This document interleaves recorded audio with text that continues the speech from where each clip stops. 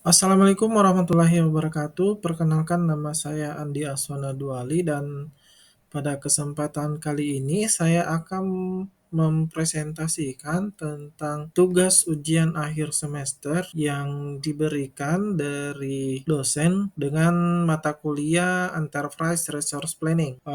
Untuk kelas saya berasal dari kelas SI 603 dan pada kesempatan kali ini adapun studi kasus judul yang diberikan adalah optimalisasi proses penanganan gangguan spektrum frekuensi radio di Balmond Manado atau Balai Monitor Spektrum Kelas 2 Manado, di mana Balmond merupakan lokasi tempat saya bekerja saat ini. Adapun latar belakang saya mengangkat isu ini, yang pertama adalah ada tantangan di mana alur kerja saat ini masih menggunakan teknik manual yang dapat memperlambat pelacakan, mengurangi transparansi, dan menyulitkan proses audit ke depannya. Kemudian proses bisnis inti, di mana penanganan gangguan spektrum frekuensi radio merupakan salah satu tugas utama Balmond Manado yang melibatkan banyak tahapan dan banyak aktor.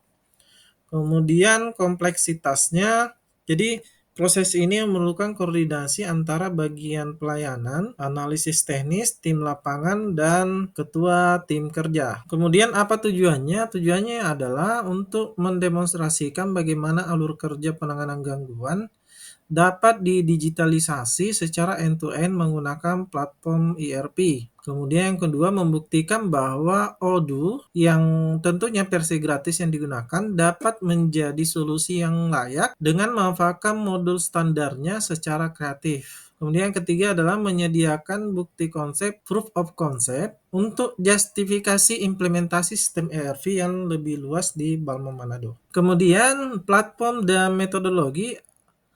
Terkait dengan platform yang digunakan yaitu Odoo ERP alasannya adalah Odoo menyediakan modul terintegrasi yang dapat disesuaikan untuk berbagai kebutuhan bisnis. Kemudian modul apa saja yang diimplementasikan? Yang pertama adalah project sebagai modul inti untuk mengelola siklus hidup laporan gangguan dari registrasi hingga penutupan kasus, digunakan sebagai alternatif modul helpdesk. Kemudian beban atau expenses untuk mengelola dan melacak pengajuan biaya perjalanan dinas oleh tim lapangan. Kemudian terakhir kita menggunakan modul employee atau karyawan untuk mengelola data master pegawai dan sebagai solusi alternatif untuk pencatatan alokasi aset perangkat yang digunakan untuk memonitoring.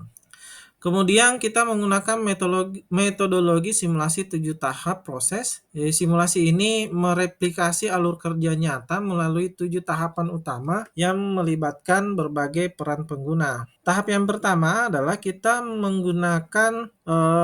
melakukan pembuatan database. Jadi ini merupakan langkah awal, yakni membuat database terpusat yang menjadi wadah yang akan digunakan untuk menyimpan seluruh data nantinya. Kemudian tahap yang kedua adalah aktivasi modul utama. Nah, untuk aktivasi modul utama ini kita memilih dan mengaktifkan modul project, kemudian modul expenses dan modul employee sebagai fondasi utama dari tahap-tahap yang akan digunakan untuk melakukan penanganan gangguan. Kemudian tahap yang ketiga adalah pembuatan pengguna sesuai perannya. Jadi pada tahap ini kita membuat akun masing-masing pengguna untuk mereplikasi struktur tim yang ada.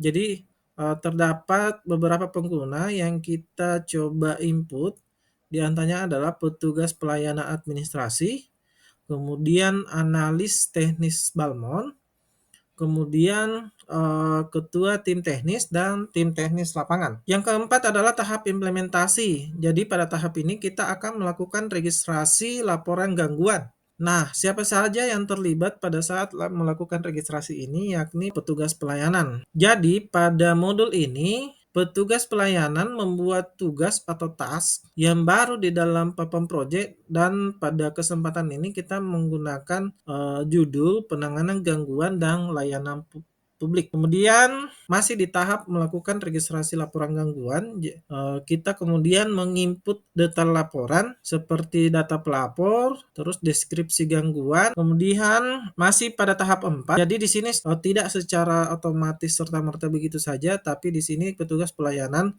memilih meneruskannya kepada tim analis teknis Balmon untuk melakukan analisa. Jadi termasuk di sini kita menambahkan detail gangguan dan pembuatan tagging untuk membantu klasifikasi, misalnya klasifikasi sedang, prioritas gangguan, atau dan sebagainya sesuai dengan kebutuhan. Kemudian tahap kelima, yakni analisis dan penerbitan SPT digital. Jadi aktor yang terlibat adalah analis teknis dan ketua tim teknis. Jadi di sini analis teknis memberikan komentar berisi hasil analisa awal dan rekomendasi pada tugas terkait.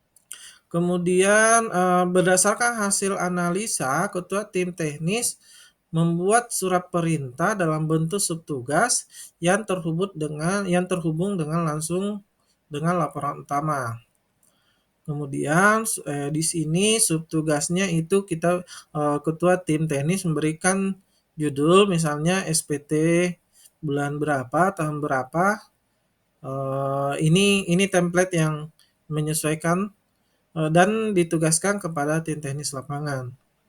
Kemudian tahap selanjutnya, tahap 6, melakukan alokasi aset dan pencatatan biaya. Yang terlibat adalah tim teknis lapangan. Jadi di sini tim teknis lapangan melakukan pencatatan peminjaman perangkat. Misalnya perangkat yang digunakan dalam hal ini adalah Directional Finder Yagi 04. Kemudian dilakukan melalui menu peralatan di profil karyawan pada modul karyawan.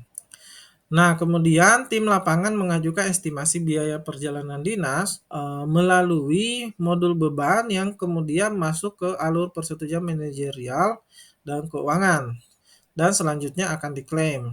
Kemudian selanjutnya adalah pelaporan hasil dan penutupan kasus. Jadi aktor yang terlibat adalah tim teknis lapangan dan analis teknis. Jadi tim teknis lapangan melaporkan hasil gangguan investigasi lapangan melalui fitur komentar pada subtugas dan kemudian mengunggah dokumen pendukungnya. Kemudian subtugas pada kali ini ditandai dengan atau ditandai sebagai selesai. Yang kemudian akan lanjut ke analis teknis untuk memverifikasi laporannya. Kemudian akan memberikan komentar penutupan pada tugas utama. Adapun kesimpulan dari paparan ini adalah yang pertama, implementasi ERP sangat relevan dan layak untuk Balmu Manado karena mampu menjawab kompleksitas tugas operasional dan pendukung. Kemudian yang kedua adalah simulasi berhasil membuktikan bahwa alur kerja penanganan gangguan dapat digitalisasi sepenuhnya dari laporan awal hingga penutupan kasus. Kemudian yang ketiga adalah setiap langkah tercatat secara digital, menciptakan jejak audit yang mempermudah dalam pertanggungjawaban. Kemudian yang terakhir adalah keterbatasan pada versi gratis, seperti ketiadaan modul helpdesk dapat diatasi dengan solusi alternatif pada modul lainnya, tanpa mengurangi fungsionalitas intinya.